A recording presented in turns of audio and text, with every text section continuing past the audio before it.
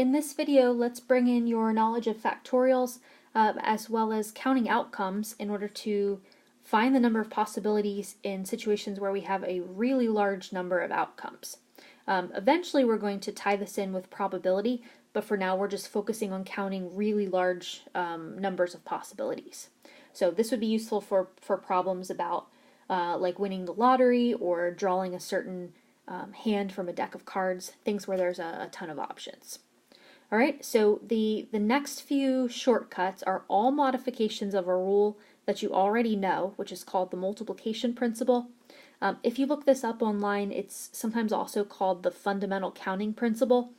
And this is just the idea that if you're counting different numbers of outcomes for different processes, you can multiply those things together to count the total numbers of options. All right, so for example, we did some with like meals in a restaurant where we had maybe 3 entrees, 4 appetizers, and 2 desserts, right? And this rule would tell us that if we want to count the total number of meals, if we're picking one of each thing, then you just multiply those 3 together, and that gives you the total number of meal options. Okay, so that's an example where we're choosing from different categories. This would also work if we're choosing from the same category. Right, so for instance, if we wanted to count the number of 2-digit numbers, right, if we assume that 0 is allowed, then we would just say, okay, well there are 10 outcomes for what the first number could be, and 10 outcomes for the second number in the 2-digit number, and then you multiply those, and you would get 100 different 2-digit numbers. Okay, so does that make sense with what you know? Well, if we're allowing 0 as an option for the digit, then this is just counting numbers from 0, or you could even say 00 through 99. Okay, and that is 100 different numbers. All right, what about initials for somebody's name? Okay, so how many different initial combinations are there? Well, there are 26. We'll go with like an English initials in English with the English alphabet. So there would be 26 letters for the first initial times 26 letters for the second initial and 26 letters for the third initial. And if you multiply, you get 17,576 different options. All right, so here we're thinking of the process as picking the first initial, picking the middle initial, picking the last initial. Right? In the meal example, it was picking an entree, picking an appetizer, picking a dessert. So now our first counting rule in this section deals with a way to count arrangements with repetition, and all this really is a special case of the rule that you already know. All right, so we're making R selections from a group of N choices, and you might wonder why R and N. Well, we'll get to that in a minute. But in this case, if we can repeat the options, right, then we have the same number of options each time. So this would work for the initial example. All right, we're making 3 selections of initials from a group of 26 choices. We're pulling from that same pool of choices. We are allowed to repeat letters, so somebody could have the initials CCC, for example. Okay, and then the total number of arrangements are what we just found, 26 times 26 times 26, or you could say 26 to the 3rd power. Okay, so as an example, how many 7-character license plates are possible if both numerals and uppercase letters can be used in any order? Okay, so numerals or digits, those are 0 through 9. Okay, so we can use digits 0 through 9. That's 10 different options. And uppercase letters, we have 26 of those. So we have a total of 36 different options. And we want to choose 7 license plate characters from that group of 36. But all 36 can be used for any of those 7 characters. So the answer would just be 36 times 36 times 36 a bunch of times, or 36 to the 7th power. And in our next example, if we want 6-character passwords made by combining lowercase letters, 26 of those, uppercase letters, 26 of those, numerals, 10 of those, and the characters, there's 5 of them there. I won't read those, all of those. So if you add those up, we count the number of options, and we have 67 different options that can be used for any of the 6 password characters. So this would be 67 to the 5th, okay, which is more than 90 billion. So I'll just write about 90 billion.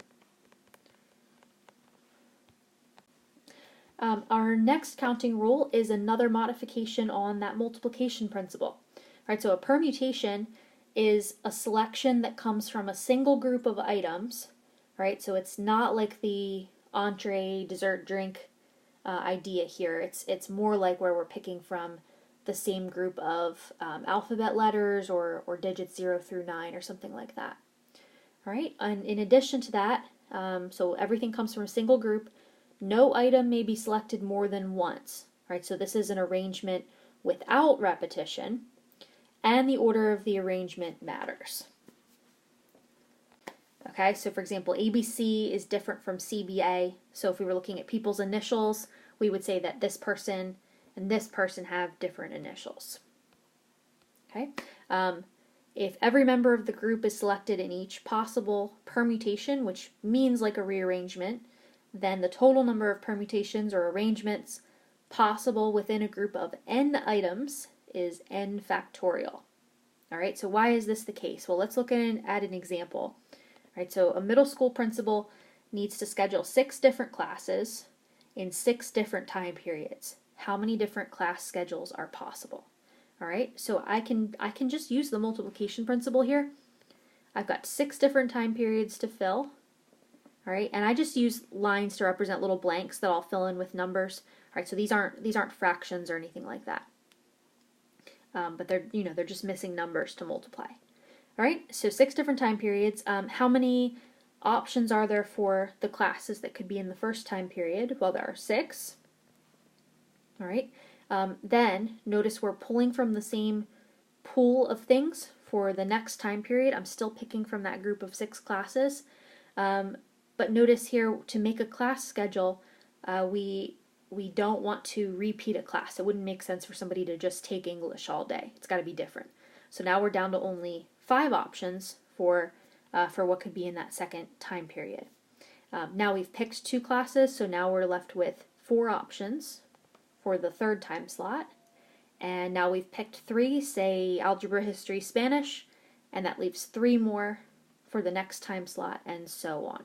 All right, so it just so happens that we're choosing the same number of things as the number of options that we have, right? Or in other words, we're choosing all of the things. We want to choose all 6 classes and just arrange them in some order.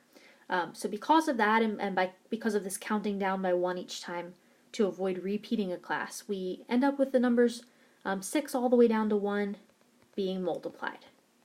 Okay, so it is the multiplication principle. It's just a special case where we're counting down by 1 each time, and then we have a shortcut calculator key for this, which we saw this before. This is just 6 factorial, and that gives you a nice shortcut for inputting this. All right, so permutations are a type of arrangement. So not every arrangement is a permutation, but the arrangements where we're not repeating things and where we're picking from a single group are called permutations. All right, now that example dealt with a specific case where we were picking all of the different options and just putting them in some order. We can also talk about permutations when we're not choosing all of the things that we have. So for example, let's say we have, let's do the same 6 classes again, and let's say we want to look at class schedules that arrange 4 of those 6 classes. Okay, so if we start with the multiplication principle, this would just look like 6 options for the first class, times 5 options for the next class, times 4 times 3, but then we would stop because we're only choosing 4 out of the 6 classes. All right, so if you're looking for a calculator shortcut, you can't quite do 6 factorial because it's missing this 2 times 1. All right, so it would be nice, we'd like to start by doing 6 factorial, but then I somehow have to indicate that I don't want to keep counting all the way down to 1, I want to stop at 3. All right, and notice if we just take 6 factorial and divide it by 2 factorial, right, that gets rid of the 2 and the 1 that I don't want. All right, so it turns out if the only numbers you know are this 6 and 4, you know how many options you have, and you know how many of them you want to arrange, then figuring out what to divide by or where to stop counting is as simple as subtracting those two numbers. Okay, so 6 minus 4 would give me 2. If I'm picking 4 things, that means I'm not picking 2 things. And that's really what this all this formula is saying when you see this n factorial divided by n minus r factorial. So n is the total number of options, so n is 6 classes, and then r is the things that we are choosing. Okay, it's like 6 pick 4. All right, so if you use this permutations formula, it would be 6 factorial divided by n minus r, 6 minus 4 factorial, and this is what we just did, 6 factorial divided by 2 factorial, which is 6 times 5 times 4 times 3, and then the 2 and the 1 in the numerator cancel with the 2 and the 1 in the denominator. All right. A shortcut for this is to just use the permutations key NPR on your calculator, and this is usually found in the same place where you found the factorial symbol. All right, so you can look for that. It might just be a key actually on your calculator, or you may have to hit the PRB for probability key to get to it, or if you have a graphing calculator, you may need to hit math, the math button, and then scroll over to find PRB. Okay, so again, try one of those options, ask if you need help finding it. All right, here's another example. A city has 12 candidates running for 3 leadership positions. The top vote getter will become the mayor, the second place vote getter will become the deputy mayor, and the third place vote getter will become the treasurer. How many outcomes are possible for the 3 leadership positions? Okay, so notice this isn't an arrangement in the physical sense of the word. It's not like we're having these people line up or something, but because they have different roles, those are considered to be an arrangement. All right, so in other words, if Margaret wins the mayor position, that's a lot different than if Margaret wins the treasurer position. Okay, so if you're looking for examples of arrangements or permutations, in addition to physical orders, look for anything that involves roles or positions. Okay, so on a committee, it could be positions like this. In sports, it could be like pitcher, catcher. In a car, it could be driver, passenger, president, vice president, anything like that.